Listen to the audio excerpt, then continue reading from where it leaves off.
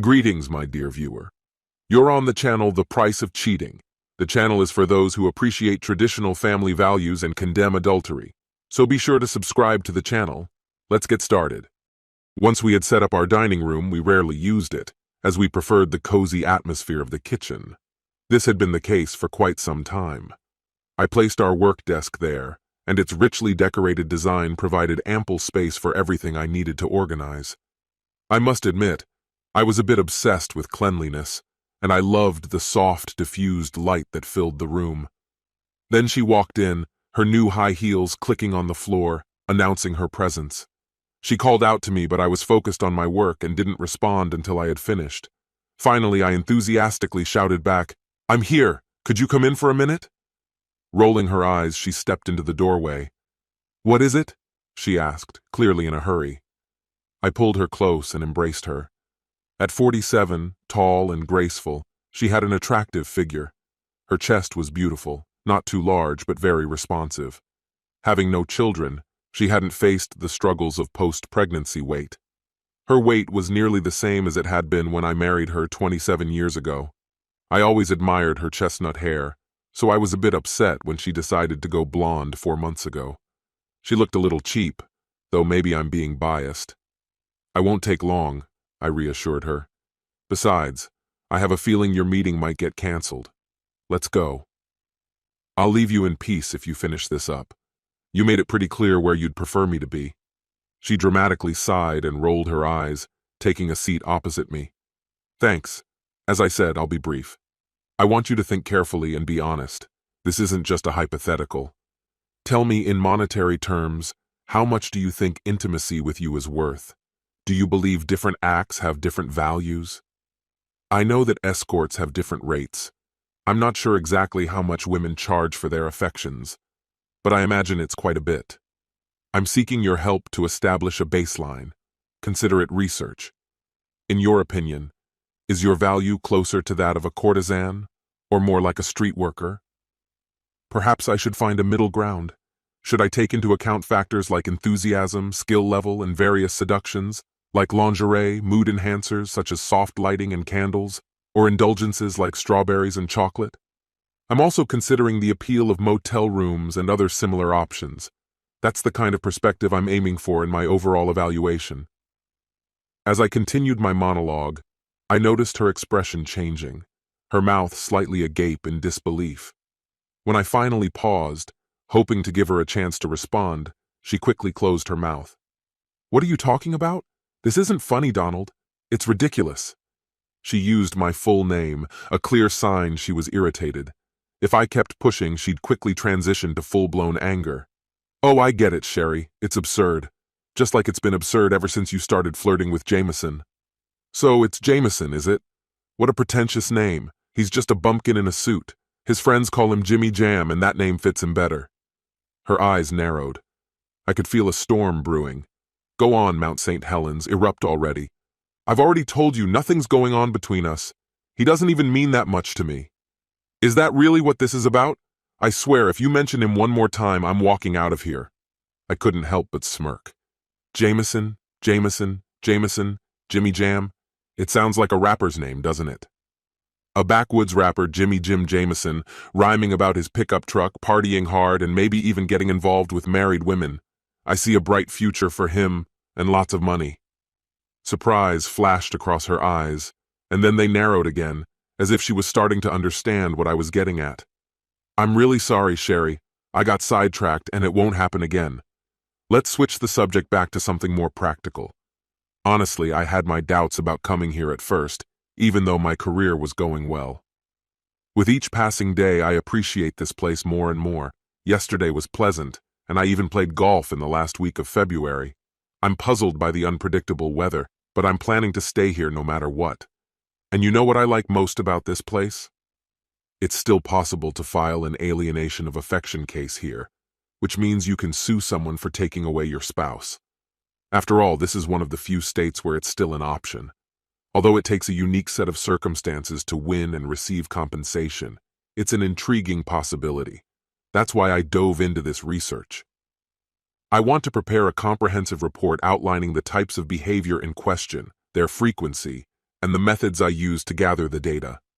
I have a few video recordings and several witnesses, which should form a solid foundation for my conclusions.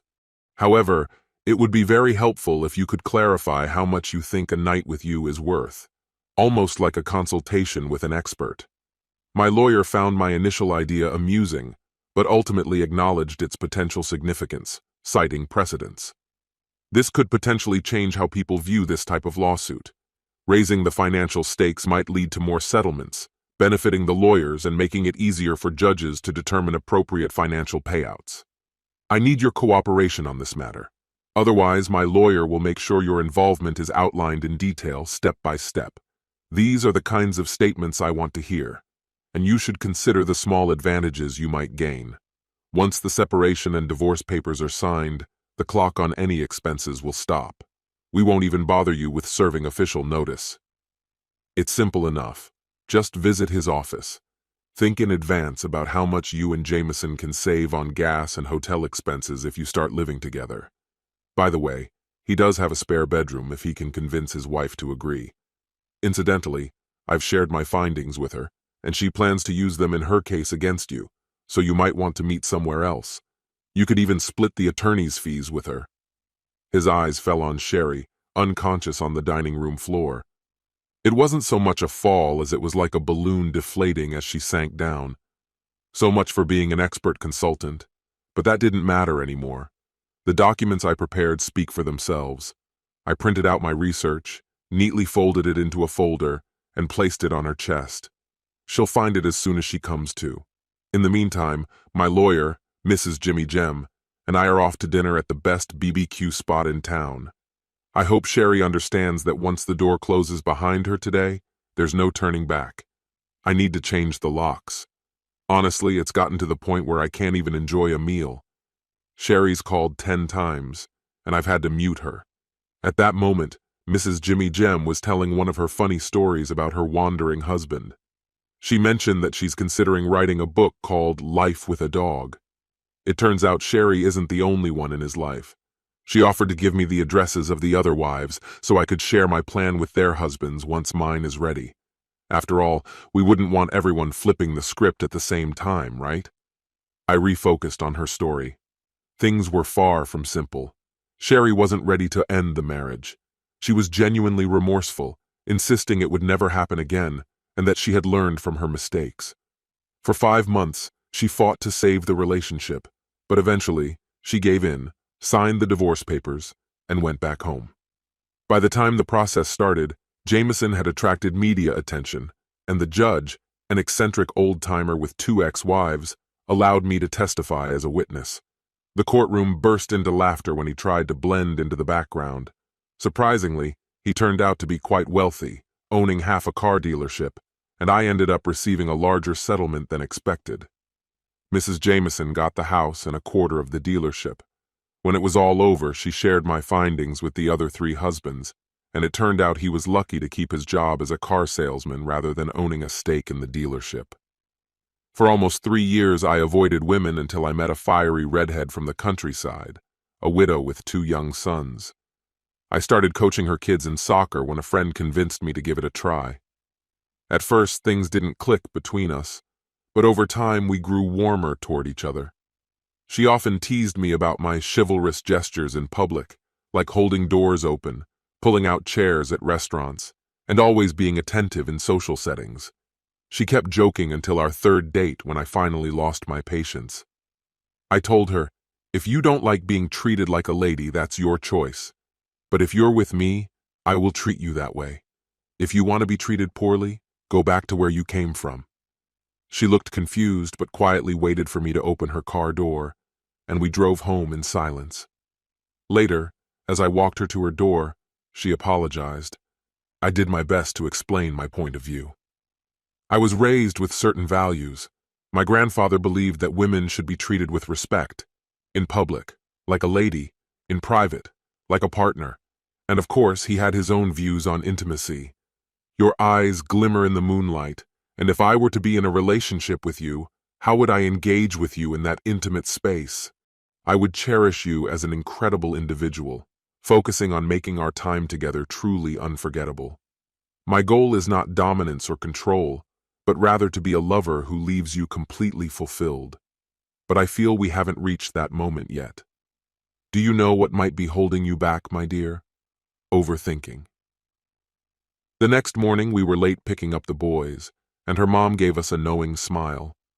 A year later, when we gathered them around the table to share the news that in 5 months I would be their new dad, they burst out in joy. We had a playful relationship, and I joked with the eldest, telling him he would be the one to carry the ring. The youngest was curious to know what his role would be. "What will my part be?" he asked. I replied, "Well, we'll need a flower girl." "Mommy, Daddy wants me to be the flower girl," he exclaimed. I reassured him, "You'll look absolutely stunning in the dress." He seemed on the verge of tears, so I took him into my arms and sat him on my lap. "I was just kidding, son. How about you carry the ring and your brother will be the best man?" No one objected, and that's exactly how it went. 5 years later, it's amusing to hear them grumble about having to look after their little sister. After that, I never saw Sherry again. According to my older brother, she lived alone and worked 2 jobs to support herself. After the divorce, it was as if she disappeared. And you know what? I don't regret for a second that Sherry cheated on me and our marriage ended. I'm even grateful to her because now I'm truly happy with the woman who gave me a daughter. The only thing I regret is wasting 27 years on someone who didn't deserve me. This concludes the story. If you like it, then put your powerful like and subscribe to the channel.